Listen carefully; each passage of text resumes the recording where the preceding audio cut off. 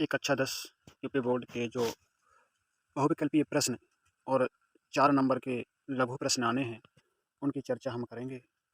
तो सबसे पहला प्रश्न है, लार में कौन सा एंजाइम पाया जाता है? तो लाइसोजाइम टाइलिन। तो यकृत के कार्य क्या हैं? तो यकृत के कार्य हैं, तो ये पित्तरस का श्रवण करता है। क्या करता है? पित्तरस का श्रवण करता है। और दूसरा, हेपेरिन मतलब रुधिर को जमने से रोकता है। हेपेरिन का श्रवण करता है। क्या का श्रवण करता है? हेपेरिन। हेपेरिन क्या है? तो हेपेरिन एंटीकोगुलेंट है, यानी कि रक्त का थक्का जमने से रोकता है नसों में। दूसरा है ग्लाइकोजन का संचयन, तो यकृत है, ग्लाइकोजन का संचय करता है, ये इकट्ठा करता है और वसा का संश्लेषण करता है। तो डी है, जो वसा का संश्लेषण करता है। ये यकृत के कार्य हैं। तो यकृत में एक रस निकलता है, पित्तरस। जो पित्तरस निकलता है, तो इसे हम बाइल जूस कहते हैं। इसमें कोई एंजाइम नहीं पाया जाता है। इसमें कोई एंजाइम नहीं पाया जाता है। वो हानिकारक जीवाणुओं से रक्षा करते हैं। पित्तरस में तो कोई एंजाइम नहीं पाया जाता, कोई एंजाइम नहीं पाया जाता। तो यही एक ऐसा रस है जिसमें कोई एंजाइम नहीं पाया जाता। हम फेफड़ों की संरचना की चर्चा कर लेते हैं थोड़ा सा। तो फेफड़े मनुष्य का एक श्वसन अंग है। दो हल्के गुलाबी रंग के होते हैं। तो फेफड़ों की संख्या कितनी होती है? 2 होती है। प्रत्येक फेफड़े के चारों ओर एक दोहरी झिल्ली चढ़ी होती है, जिसे हम फुफ्फुसावरण कहते हैं, यानी प्लूरल मेम्ब्रेन कहते हैं। फुफ्फुसा गुहा में एक लसदार तरल पदार्थ भरा रहता है, जो फेफड़ों की सुरक्षा करता है, फेफड़ों को नम बनाए रखता है और फेफड़ों को घर्षण ना होने से रोकता है। फेफड़ों में घर्षण नहीं हो पाता है। तो इस प्रकार से फेफड़ों के सक्रिय स्थान में श्वास नलियाँ और श्वसनीय, ग्रास नली और हृदय आदि अंग उपस्थित होते हैं। तो फेफड़े कहाँ उपस्थित होते हैं? तो छाती में, यानी कि वक्ष गुहा में उपस्थित होते हैं। तो ये आपके फेफड़े हैं। तो इसमें 1 नंबर में प्रश्न आ सकता है कि ए भाग क्या है? तो ए भाग क्या है? तो ये कंठ है। और बी भाग क्या है? तो बी श्वास नली है। सी भाग क्या है? तो बायाँ फेफड़ा है। और डी भाग क्या है? तो मुख्य श्वसनी है। इस तरीके से ए बी सी डी करके क्वेश्चन आ सकता है। यहाँ पर मतलब इनके चित्र बने होंगे और यहाँ ए, यहाँ बी, सी, डी लिखा होगा। इनके नाम पूछ सकते थे कौन क्या है। तो फेफड़े की संरचना देख रहे थे। दाहिना फेफड़ा बाएं फेफड़े से कुछ बड़ा होता है, परंतु लंबाई में छोटा होता है। फेफड़े डायफ्राम के ऊपरी हिस्से पर चिपके रहते हैं, जिसे फेफड़े की आधार वाली संग एपेक्स कहते हैं। जब हम फेफड़े की आंतरिक संरचना देखते हैं, तो हमें क्या मिलती है कि यह बाह्य सतह चिकनी एवं सपाट होती है, परंतु जो अंदर की संरचना है, अंदर की संरचना कैसी होती है? मधुमक्खी के छत्ते कैसी होती है? आंतरिक संरचना की मधुमक्खी छत्ते की भांति अनेक वायुकोष्ठ पाए जाते हैं। तो वायुकोष्ठ कहाँ पाए जाते हैं? एल्वोलाई भी बोलते हैं। तो फेफड़ों की आंतरिक संरचना में पाए जाते हैं, जो गैस विनिमय का कार्य करते हैं, मतलब ऑक्सीजन और कार्बन डाइऑक्साइड का आदान प्रदान का कार्य करते हैं। अब प्रत्येक जो श्वसनी होती है, तो श्वास नली जब 2 भागों में बढ़ जाती है, तो इसे श्वसनी कहते हैं। ये फेफड़ों में प्रवेश करके ये बहुत महीन उपशाखाओं में बढ़ जाती है, जिसे हम एल्वोलर डक्ट कहते हैं, यानी कूपका नलिकाएं कहते हैं। इन नलिकाओं के सिरे फूलकर कूपका का निर्माण करते हैं। तो यदि क्वेश्चन ऐसा आता है कि कूपकाएं कहाँ पाई जाती हैं, तो फेफड़ों में तो पाई जाती हैं, लेकिन फेफड़ों के कायम पाई जाती हैं, तो फेफड़ों के कब पाई जाती है? श्वसनी में, क्योंकि श्वसनी विभाजित होकर के ऐसी ऐसी विभाजित होकर के अंगूर जैसी संरचना बना लेती है। तो ये श्वसनी भी गैसों का आदान प्रदान, श्वसनी में ही ब्रोंकाई पाए जाते हैं। श्वसनी को ब्रोंकाई बोलते हैं। इनमें एल्वुलर एल्वुलाई पाए जाते हैं, वायुकोष पाए जाते हैं, एल्वुलाई पाए जाते हैं। तो ये संरचना देख सकते हैं एल्वुलाई की। तो एल्वुलाई कहाँ पाए जाते हैं? जी हाँ, एल्वुलाई ये पाए जाते हैं। तो हीमोग्लोबिन के क्या कार्य हैं? तो जो रक्त के कार्य हैं, वही हीमोग्लोबिन के कार्य। ये गैसों का आदान प्रदान करता है।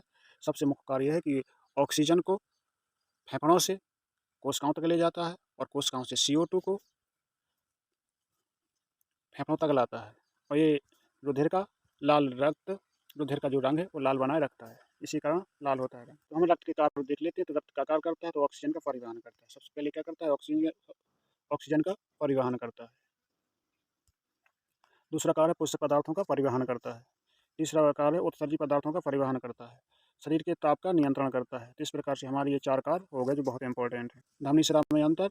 तो धमनी लाल होती हैं, शिरा नीली होती हैं। धमनी कड़ी होती हैं, शिरा लचीली होती हैं। धमनियों में कपाट नहीं पाए जाते, शिराओं में कपाट पाए जाते हैं। धमनियों में जो रुधिर है अधिक दबाव के साथ बहता है, शिराओं में कम दबाव के साथ बहता है। धमनियों में शुद्ध रक्त बहता है, शिराओं में अशुद्ध रक्त बहता है। अब देख लेते हैं रुधिर और लसिका में अंतर। तो रुधिर में लाल रुधिराणु पाए जाते हैं, लसिका में लाल रुधिराणु नहीं पाए जाते हैं। रुधिर में प्लाज्मा प्रोटीन अधिक होती है। इसमें प्लाज्मा प्रोटीन अविलेय होती है। इसमें ऑक्सीजन पदार्थ अधिक मात्रा में पाई जाती है, बहुत सारी पदार्थों की मात्रा अधिक होती है। क्या में? लसिका में। ये रुधिर वाहिनियों में परिसंचरित होता है, ये लसिका वाहिनियों में बहता है। ये रुधिर और लसिका में कार्य है। अब है जाइलम और फिलोयम में। तो दारू को कहते हैं जाइलम, इसको कहते हैं क्या? जाइलम। और इसको कहते हैं फिलोयम। इसको क्या कहते हैं? फिलोयम। तो जाइलम का क्या कार्य है? जाइलम जड़ से जल को लेता है और पौधों के सभी अंगों तक पहुँचाता है। और फिलोयम का क्या कार्य है? पत्तियों में ये जो खाना जो कार्बोहाइड्रेट शर्करा बनता है, ये इसको जड़ों तक या सभी अंगों तक पहुँचाता है। इसमें जाइलम मृत होता है और पोषवाह यानी कि फिलोयम जीवित होता है। जाइलम जल तथा खनिज लवणों को पौधों की जड़ों से अनुभाग तक पहुंचाता है और ये पत्तियों द्वारा निर्मित भोज्य पदार्थों को अनुभागों तक पहुंचाता है। तो जाइलम फॉर जल, फ्लोयम फॉर फल यानी भोजन। तो रुधिरापोहन क्या है, यानी कि ब्लड का छन्ना क्या है। तो ब्लड का छन्ना जैसे कोई कारक संक्रमण या आघात के कारण रुधिर प्रवाह या वृक्क की जो क्रियाशीलता है उसे कम कर देता है, उसमें विषैले पदार्थ आ जाते हैं जिससे व्यक्ति की मृत्यु भी हो सकती है। इसके लिए हम रुधिर अपवहन कहते हैं। जब कोई अ, जब जब किसी संक्रमण या आघात के कारण रुधिर प्रवाह में या वृक्क की क्रियाशीलता को कम कर देता है तो इससे शरीर में विषैले अपशिष्ट पदार्थ इकट्ठे हो जाते हैं जिससे मृत्यु भी हो सकती है। रुधिर में एकत्रित व्यर्थ पदार्थों को रुधिर में, तो ये इसकी परिभाषा हो गई, यहाँ से इतनी हो गई इसकी परिभाषा ये थी। तो रुधिर में एकत्रित व्यर्थ उत्सर्जी पदार्थों को कृत्रिम वृक्क की सहायता से अलग करने को रुधिर अपवहन कहते हैं। मतलब सीधी सीधी बात है कि एक कृत्रिम वृक्क द्वारा रुधिर को छानने की क्रिया ही रुधिर अपवहन कहलाती है। रुधिर अपवहन के लिए कौन सी झिल्ली प्रयोग करते हैं, तो रुधिर अपवहन के लिए हम सेलोफेन झिल्ली प्रयोग करते हैं। कौन झिल्ली? सेलोफेन की झिल्ली। इससे शब्द वाल्टर केनन ने दिया था। शरीर के अंतः वातावरण के रासायनिक संगठन की स्थिर एवं संतुलित बनाए रखने की क्रिया होमोस्टेटिस कहलाती है या समस्थैतिकता कहलाती है। तो समस्थैतिकता क्या है कि हमारा शरीर है जो हर स्थिति में अपने आप के अंदर का तापमान समान बनाए रखता है, इसी को हम होमोस्टेसिस कहते हैं। अब मेरुरज्जु को देख लेते हैं। मेरुरज्जु क्या होती है कि यह मस्तिष्क के पीछे से, कहाँ? अपने मस्तिष्क के पीछे से, और जो रीढ़ की हड्डियाँ होती हैं उनके वो खोखली होती है, तो ये उनके अंदर ये डली रहती है। जैसे कुत्ते की पूंछ को उधेड़ दिया जाए, ऐसी ही मेरुरज्जु होती है। तो मेरुरज्जु क्या है कि कपाल गुहा के बाहर एक लंबी खोखली और बेलाकार रचना के रूप में मानव की देह गुहा में रूपांतरित होती है। इस रचना को मेरुरज्जु कहते हैं। तो मेरुरज्जु किसे कहते हैं? ये इसकी परिभाषा होगी, मेरुरज्जु इसे कहते हैं। ये मेरुरज्जु का चित्र है, तो चित्र में आप इस चित्र को सीख लें, क्योंकि परीक्षा में यहाँ ABCD लिख के आ सकता है। कहाँ पर? इसमें ABCD लिख के आ सकता है, ABCD। तो कौन सा द्रव है? तो ये धूसर द्रव है, जो बीच में भरा रहता है धूसर द्रव, और ये है सफ़ेद द्रव है। तो यही पूछेंगे। और ये तंत्रिका कोशिकाएं हैं, पृष्ठीय रेखाएं। तो इस प्रकार से इस चित्र को समझ लें। मेरुरज्जु के कार्य हैं, तो कार्य देख लेते हैं। कार्य बहुत इंपॉर्टेंट है, ये प्रतिवर्ती क्रियाओं का संचालन या नियमन करते हैं। मेरुरज्जु को क्षतिग्रस्त होने पर मनुष्य में प्रतिवर्ती क्रियाएं नहीं हो पाती हैं। नंबर 2, यह अनैच्छिक क्रियाओं का भी नियमन करता है या संतुलन करता है। यह मस्तिष्क में से जाने वाले या मस्तिष्क को आने वाले आवेगों के लिए मार्ग प्रदान करता है। कौन? मेरुरज्जु। प्रतिवर्ती क्रिया क्या है? जब कोई बाह्य उद्दीपन मिलता है तो ये क्रिया शीघ्रता से स्वचालित हो जाती है। अनैच्छिक क्रिया को प्रतिवर्ती क्रिया कहते हैं। मतलब जब जैसे कोई कांटा चुभ जाता है तो हमारे शीघ्रतापूर्वक बिना कोई मस्तिष्क के भाग लिए ही यह क्रिया हो जाती है। अनैच्छिक क्रिया है, जैसे कांटा चुभते ही झटके से पैर के ऊपर उठना, स्वादिष्ट भोजन देख के मुंह में लार आना, छींक आना, खांसी आना, पुतली सिकुड़ना, ये सभी प्रतिवर्ती क्रियाएं हैं। प्रतिवर्ती क्रियाओं के प्रकार, तो ये 2 प्रकार की होती हैं, तो आबंधित होती है या अनुबंधित होती है। आबंधित वे होती हैं जो जन्मजात होती हैं, वंशागत होती हैं, जो माता पिता से आती हैं। वह आबंधित या प्रतिबंधित होती हैं, जैसे पशु पक्षियों का ऋतु आने पर जनन करना, घोंसला बनाना, पक्षियों को एक स्थान से दूसरे देश तक जाना, देशाटन करना। इस प्रकार से ये प्रतिबंधित क्रियाएं हैं। अब आती हैं अनुबंधित प्रक्रिया। अनुबंधित जो प्रतिवर्ती क्रियाएं हैं वो उपार्जित होती हैं, मतलब सीखें, जो हम यहाँ सीखते हैं उसी के द्वारा ये होती हैं। तो ये उपार्जित प्रतिवर्ती क्रियाएं कहलाती हैं। जैसे कुत्ते में भोजन को देखकर लार टपकना, गाना बजाना, नाचना, पेन चुभाने पर या किसी गर्म वस्तु को छूने पर हटाना। कुछ प्रतिवर्ती क्रियाएं इस प्रकार हैं: खांसना, छींकना, लार श्रावण, पलक झपकना, अन्नोदाहरण भी। अब देख लेते हैं जनन क्या है। तो जनन होता है जब कोई जीव अपने समान ही संतान उत्पन्न करे, तो इस क्रिया को हम जनन कहते हैं। तो जनन कितने प्रकार का होता है? तो एक अलैंगिक जनन होता है, ये विशेष जनन कोशिकाएं होती हैं। इसके द्वारा जो एक जनक द्वारा नई संतानों का निर्माण होता है। इसके फलस्वरूप जिस संतान का जन्म होता है वो बिल्कुल आइडेंटिकली समान होती है, आनुवंशिक रूप से समान होती है, पूरी तरह माता पिता के समान होती है, जो कोई अलैंगिक जनन से कोई संतान भाग लेती है। तो अलैंगिक जनन किसमें होता है? अमीबा और एवोलिना में होता है। अब अलैंगिक जनन के क्या लक्षण है? तो संतान माता पिता के समान होती है और इसमें नए जीव का जन्म केवल शरीर की कोशिकाओं द्वारा होता है। इस प्रकार के जनन में केवल समसूत्री विभाजन पाया जाता है। कौन सा विभाजन पाया जाता है? तो समसूत्री विभाजन पाया जाता है। इस प्रकार के जनन में युग्मों का निर्माण नहीं होता, ना निषेचन होता, ना निर्माण होता है गैमीट का, या ना निषेचन होता है। तो ये हम देख लेते हैं। जनन के प्रकार, विखंडन। विखंडन यानी कि जब कोई जीव खंड खंड हो जाता है। कोई जीव, जैसे जीव अमीबा है तो अमीबा का यहाँ से टूटना विखंडन कहलाता है। जब कोई जीव 2 भागों में टूट जाता है तो उसे विखंडन कहते हैं, जैसे अमीबा, एवोलिना। खंडन क्या है? इस विधि में जीव पूर्ण वृद्धि करके दो या दो से अधिक खंडों में टूट जाता है, ये खंडन है। जब बहुत सारे खंडों में टूट जाता है इसे हम खंडन कहते हैं। मुकुलन या बडिंग कहलाता है, जब किसी जीव में एक उभार बनता है, जैसे कोई जीव इसमें एक उभार बना है, इस चीज़ को हम मुकुल कहते हैं। ये मुकुल धीरे धीरे बड़ा होता है और अपनी ये मदर सेल, ये मातृ कोशिका से, माता से अलग हो जाता है और एक स्वतंत्र पादप बन जाता है, जैसे ईस्ट हाइड्रा में ये पाया जाता है। अब है रीजनरेशन। रीजनरेशन क्या है? जब किसी जीव का एक भाग, जब किसी जंतु का कोई भाग कटकर या गिर जाए तो वह पुनः जीव बना लेता है। इस प्लेन एरिया में आप देख सकते हैं कि एक जीव 2 जगह से कट गया, 3 जीव इसने उत्पन्न कर लिए। इस प्रकार से बीजाणुओं द्वारा, तो इसमें एक कोशीय पादपों में होता है, तो ये बीजाणुओं द्वारा इसमें जीवों की उत्पत्ति होती है, जैसे क्लेडोमाइडोमोनास। अब कायिक परिवर्धन क्या है? कायिक परिवर्धन होता है जब शरीर के किसी भाग से ही एक स्वतंत्र पौधा बन जाए, जैसे गन्ना, गुलाब और अंगूर। ये कायिक परिवर्धन होता है। तो इसकी जो विधि है वो थोड़ा सा देख लेते हैं। तो ये प्राकृतिक कायिक परिवर्धन तो जड़ों द्वारा, जड़ों द्वारा भी परिवर्धन होता है, जैसे शकरकंद, शतावक, पुदीना, इनकी जड़ें कपा दी जाती हैं तो स्वतंत्र पौधा बन जाता है। पत्ती द्वारा जिस पत्ती इसकी मिट्टी में लगा दी जाती है, जैसे ब्रायोफिल्म बिगनोनिया। तने द्वारा तो अपने गन्ना में होता है। कृत्रिम कार्य परिवर्धन मतलब अपने तरीके से परिवर्धन करवाना, तो कलम लगाना। क्या लगाना? कलम लगाना। तो कलम किसी की लगा देते हैं पेड़ पौधे की, तो वो कायिक परिवर्धन हो जाता है। दाब लगाना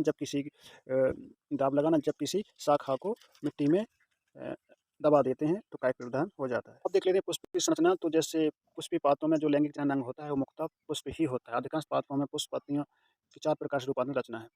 तो पुष्प के ये 4 भाग होते हैं। तो पुष्प के कितने भाग होते हैं? तो 4 भाग। पहला कौन है? बाह्यदल। दूसरा कौन है? दल।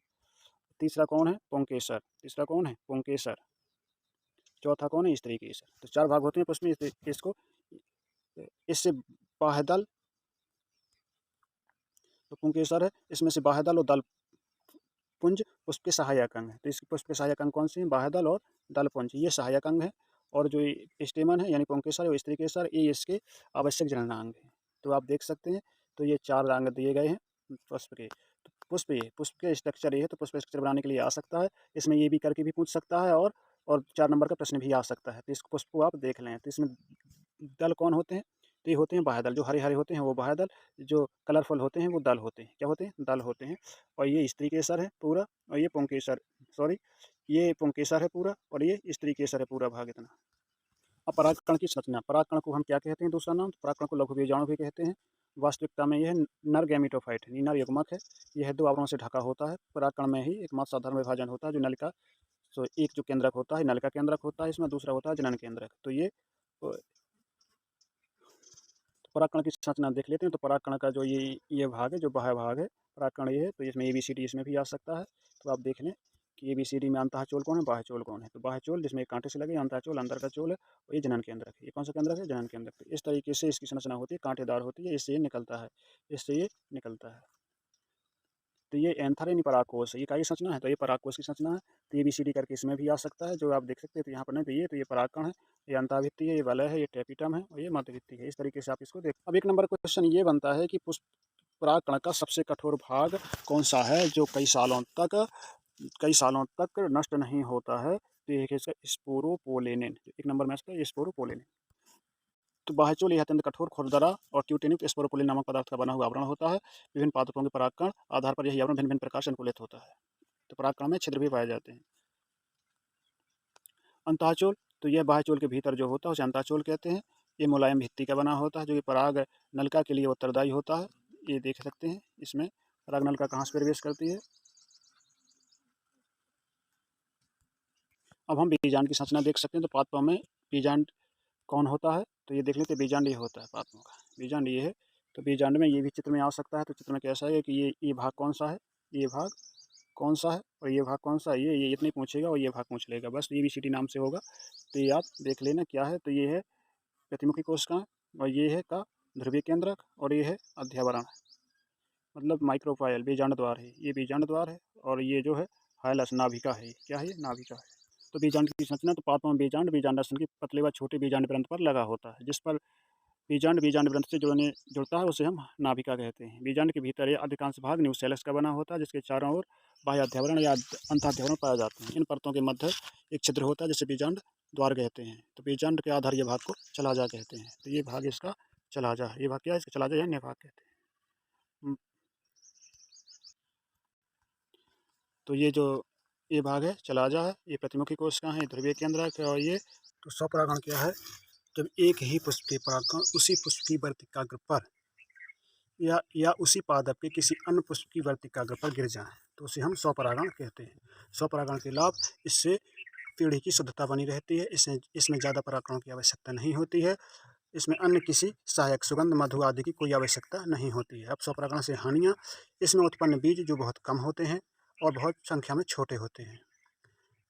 इससे उत्पन्न बीजों की संख्या कम व छोटी होती है और बीजों को पकने में अधिक समय लगता है और नई तथा स्वस्थ किस्म का निर्माण बहुत कम हो पाता है। तो पर परागण क्या है? जब एक ही पुष्प की परागकण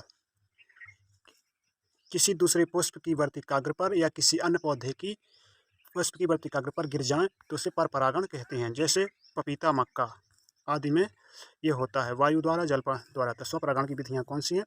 तो कीटों द्वारा परागण। इसमें क्या होते हैं कि इसके जो पुष्प के पंखुड़ियाँ होती हैं बहुत आकर्षित और सुगंधित होती हैं। इसके कारण ही कीट आकर्षित होते हैं और कीट इसमें घुस जाते हैं, जिससे उनके शरीर में परागकण चिपक जाते हैं और जैसे ही कीट उड़कर दूसरे पुष्प पे जाते हैं तो उनकी वर्तिकाग्र पर इनके परागकण लग जाते हैं। इससे ये उदाहरणतः अंजीर, आक, साल्विया और पीपल। वायु द्वारा परागकण, जब कोई पुष्प के परागकण वायु द्वारा उड़ा करके दूसरे पुष्प पर ले जाए जाएं और उसमें वायु द्वारा परागण, जब वायु द्वारा किसी पुष्प के परागकण दूसरे पुष्प की वर्तिकाग्र तक ले जाए तो वायु परागण कहते हैं। जैसे गेहूँ, मक्का, ज्वार आदि। जल द्वारा परागण, तो जल में उगने वाले पौधे के फूल के या पुष्प के जो परागकण है जल द्वारा किसी दूसरे पुष्प पर चले जाएं उसे जल द्वारा परागण कहते हैं। जैसे वेलेस्नेरिया, हाइड्रिलस और स्टेरोफिलम में। अब होते हैं जंतु द्वारा परागण। तो कुछ पादपों में परागकण घोंघों या पक्षियाँ चमगादड़ की सहायता से दूसरे पुष्प तक चले जाते हैं, जैसे सेमल और कदम। पर परागण के लाभ, तो पर परागण के लाभ होते हैं जो नई जातियाँ उत्पन्न होती हैं। पर परागण के फलस्वरूप अनुवांशिक रिकॉम्बिनेशन होता है, जिससे बीजों की संख्या अधिक और बीज स्वस्थ प्राप्त होते हैं। कृत्रिम पर परागण में के होने से जो जातियाँ उत्पन्न होती हैं उसमें प्रतिरोधक क्षमता उत्पन्न होती है। हानियाँ क्या है? तो हानियाँ हैं कि परागकण अधिक संख्या में बनते हैं और व्यर्थ हो जाते हैं। पदार्थों को परागकण, गंध या मकरंद बनाने की बहुत अधिक आवश्यकता होती है। पर परागण के लिए विभिन्न कीट, वायु, जल आदि पर निर्भर रहना पड़ता है। इस प्रकार से पर परागण के फलस्वरूप पिता और संतान जाति में अंतर आ जाता है। तो स्वपरागण पर परागण में अंतर क्या है? स्वपरागण, तो आप जान ही रहे हैं कि एक ही पुष्प के परागकण उसी पुष्प की वर्तिकाग्र पर या उसी पौधे की किसी दूसरी पुष्प की वर्तिकाग्र पर गिर जाए तो स्वपरागण। पर परागण, जब किसी माध्यम द्वारा एक पुष्प के परागकण दूसरे पुष्प पर ले जाए तो पर परागण कहलाते हैं। स्वपरागण में पुष्प का द्विलिंगी होना आवश्यक है और पर परागण में एक लिंगी होना आवश्यक नहीं है। इसमें बाह्य माध्यम की आवश्यकता नहीं होती है स्वपरागण में, पर परागण में बाह्य माध्यम की आवश्यकता होती है। तो इस प्रकार से होते हैं। तो परागकण का अंकुरण कैसे होता है? तो ये है जो देख लेते हैं, देख लो आप। तो निषेचन क्या है? तो फूलों में निषेचन कैसे होता है? तो नर तथा मादा के जो गैमीट होते हैं, युग्मक होते हैं, उनके केंद्रक जब जुड़ जाते हैं तो इस क्रिया को हम निषेचन कहते हैं। परागनल का बीजांड में प्रवेश कर नर युग्मकों को मुक्त कर देती है। एक नर युग्मक अंडकोशिका से जुड़ जाता है और दूसरा नर युग्मक ध्रुवीय न्यूक्लियस से जुड़ जाता है। जो युग्मक अंडकोशिका से जुड़ता है उसमें जाइगोट बनता है। क्या बनता है? जाइगोट। तो जिस प्रकार से ये है, ये देख लेते हैं। यहाँ परागकण ये जो आ रही हैं, ये परागकण जो आ रही हैं, ये जाके माइक्रोपाइलसिन बीजाणु द्वार से घुस करके इसमें मुक्त कर दे रही हैं। कहाँ मुक्त कर दे रही हैं? देखो, ये मुक्त कर दिया इसने और ये जुड़ गए इस तरीके से। अब है डबल फर्टिलाइजेशन। ये बहुत इंपॉर्टेंट, ये आएगा ही आएगा, पक्का है। तो द्विक निषेचन, त्रिक संलयन। निषेचन के दौरान जब परागनल का बीजाणु में प्रवेश करती है बीजाणु द्वार से होकर के, तो परागनल के दोनों नर युग्मकों को मुक्त कर देती है, जिसमें से एक नर युग्मक अंडकोशिका से जुड़ जाता है, दूसरा नर युग्मक जो ध्रुवीय न्यूक्लियस से जुड़ जाता है। तो इसे कहते हैं कि द्विनिषेचन और त्रिक संलयन कहते हैं इस क्रिया को। इसकी खोज नवासियन ने की थी। हम चलते हैं एड्स की तरफ। तो उपार्जित प्रतिरक्षा न्यूनता लक्षण। एड्स का पूरा नाम है acquired immuno deficiency syndrome. AIDS का अर्थ है प्रतिरक्षा तंत्र की कमजोर होना। जब जैसे एड्स रोग हो जाता है उसे प्रतिरक्षा तंत्र कमजोर हो जाता है, उसके जीवन काल में उपार्जित होती है। यह बात का संकेत है कि यह न्यूनता कोई जन्मजात रोग नहीं है। एड्स के लक्षण होते हैं, बार बार इंसान रोग से ग्रसित हो जाता है। टीबी, कैंसर, निमोनिया, यौन रोग जैसे उपचार के बाद भी ठीक ना होना। तीसरा लक्षण है लंबे समय तक इन समान रोगों से ग्रसित होना, अंत में मृत्यु हो जाना। चौथा लक्षण है सांस लेने में तकलीफ होना, रोगी को लगातार बुखार आना। अगला लक्षण है दस्त लगना, धीरे धीरे शरीर का भार कम होना, शरीर के रोगों से लड़ने की क्षमता कम होना, सिर दर्द बने रहना, चक्कर आना, रात में पसीने आना। HIV का संचरण होता ही नहीं। ये फैलता कैसे है? तो संक्रमित माँ से बच्ची में फैल जाता है, असुरक्षित यौन संबंध से फैलता है। तो HIV की जो रोकथाम उपचार कैसे करेंगे? तो ये आप पढ़ सकते हैं। निर्जमिक सुई या सिरिंज के इस्तेमाल द्वारा रक्तदान देने से HIV का परीक्षण कर लें। एड्स के बारे में सब जागरूकता फैलाएं। और जोडोविडिन नाम की एक औषधि है, ये खाने से, और डाइडेनोसिन और लेमिबुटिन या स्टेबुटिन नामक ये हैं। तो आप देख लें गुणसूत्र क्या है, ये जो कोश का केंद्र उपस्थित धागे की समान संरचनाएं होती है, इसकी खोज स्ट्रासबर्गर ने 1975 में की थी। गुणसूत्र जो शब्द है वाल्डेयर ने दिया था, जो कोश का विभाजन का अध्ययन करते हुए दिया था। तो ये केंद्रक में पाए जाने वाले न्यूक्लियोप्रोटीन हैं, जो कुंडलित धागेनुमा संरचना होती है। इनकी कैसी होती है? धागेनुमा संरचना। विभाजन के समय ये जुड़ करके दंडाकार, सर्पिलाकार, डबल डंबलकार तंतुनुमा बन जाते हैं। तो गुणसूत्रों के प्रकार ये हैं कायक गुणसूत्र। कायक गुणसूत्र वे होते हैं जो लिंग लक्षणों को छोड़कर अन्य सभी लक्षणों को निर्धारित करते हैं, जैसे 22+XX। तो ये 22+XX ये होते हैं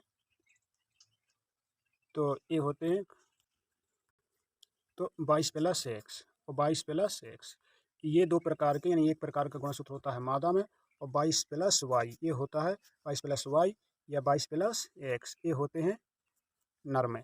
तो ये आप याद रखना है। तो नर में दो प्रकार के होते हैं, मादा में एक ही प्रकार के होते हैं, लेकिन 22+ होते हैं। यदि जोड़ी में पूछे जाए तो 44 जोड़ी होते हैं और एक जोड़ी लिंग गुणसूत्र होते हैं। या टोटल पूछे जाए तो 46 गुणसूत्र होते हैं। कितने होते हैं? 46। अब प्राकृतिक संसाधनों का प्रबंधन कैसे करेंगे, यानी सुरक्षा कैसे करेंगे? तो प्राकृतिक संसाधन कौन है? मिट्टी, जल और जंगल, वन्यजीव, ये है। तो इनका जो संरक्षण करेंगे, हम इनका कम उपयोग करेंगे। क्या करेंगे? कम उपयोग करेंगे। इसका रिसाइकिल करेंगे, यानी पुनः चक्रण करेंगे, पुनः उपयोग करना सीखेंगे। इस तरीके से हम संरक्षण। संपोषित प्रबंधन क्या है? प्राकृतिक संसाधनों का उचित उपयोग करना, यानी ढंग से उपयोग करना ही संपोषित प्रबंधन कहलाता है। तो इसी प्रकार से आप लिख देना संपोषित प्रबंधन में। वन्य जीवों का संरक्षण कैसे करेंगे? तो उनका शिकार नहीं करेंगे। वन विभाग को वनों की निगरानी बढ़ा देनी चाहिए। संकट उत्पन्न जातियों को संरक्षण देना चाहिए। अभयारण्यों की संख्या बढ़ा देनी चाहिए और जन जागरूकता फैलानी चाहिए। इस प्रकार से हमारे जीव विज्ञान के सभी क्वेश्चन हल हुए। अब हम भौतिक विज्ञान का अगले वीडियो में सॉल्यूशन देंगे। पेपर में प्रश्न आएंगे, वही सॉल्यूशन मिलेगा आपको बस।